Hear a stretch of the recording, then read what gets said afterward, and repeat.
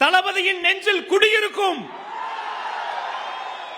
தமிழக வெற்றி கழகத்தினுடைய தொண்டர்களை உங்கள் அத்தனை பேருக்கும் வணக்கம். முதல்ல ஒரு நன்றி.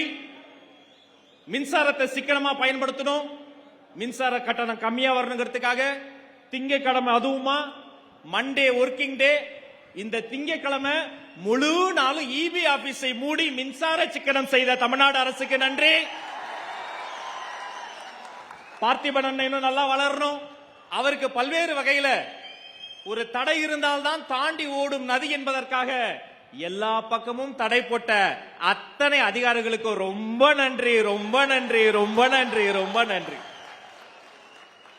பேச்சுனா இப்படி பேசணும். அவங்க என்ன பேசினாங்க, என்னென்ன வாக்கு உறுதி. காலையில வீட்டுக்கு வெளியில இடியாப்பம் வித்துக்கிட்டு ஒருத்தர் போவார்.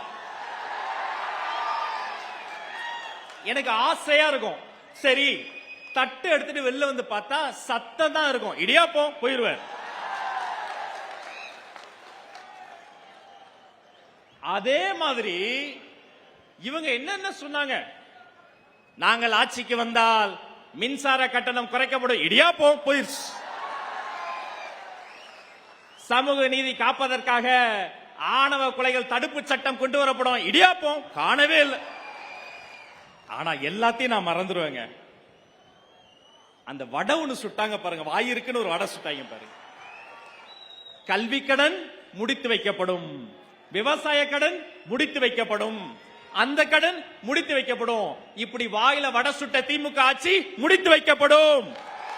நான் கர்வத்தோடு சொல்கிறேன், கொள்கை விளக்க பொதுக்கூட்டமான இந்த மண்ணில் நின்று சொல்கிறேன், வந்தாரை வாழ வைக்கும் சேலத்து மண்ணில் இருந்து சொல்கிறேன், இன்னும் தொட்டுவிடும் தூரத்தில் இருக்கக்கூடிய தேர்தலை வென்றெடுத்து மைதானம் நிரம்பி மேம்பாலம் நிரம்பி நேரலையில் உலகம் முழுக்க 196 நாடுகளில் பார்த்து கொண்டிருக்கக்கூடிய தமிழர்களின் மீது அவர்களின் இல்லங்களிலும் உள்ளங்களிலும் இருக்கக்கூடிய ஒருவனாக சொல்கிறேன், இன்னும் சில காலங்களில், இன்னும் சில மாதங்களில் வெற்றி தலைவர் அன்று அல்ல நாம் கேட்க போகிற குரல் என்ன தெரியுமா, மாண்புமிகு முதலமைச்சர் ஜோசப் விஜய் அவர்களே.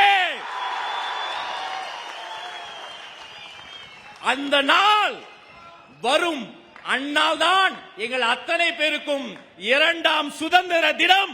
அதை அடைவோம். தலைவர் வாழ்க, தளபதி வாழ்க, தமிழக வெற்றி கழகம் வாழ்க, வாழ்க, வாழ்க. நன்றி, வணக்கம்.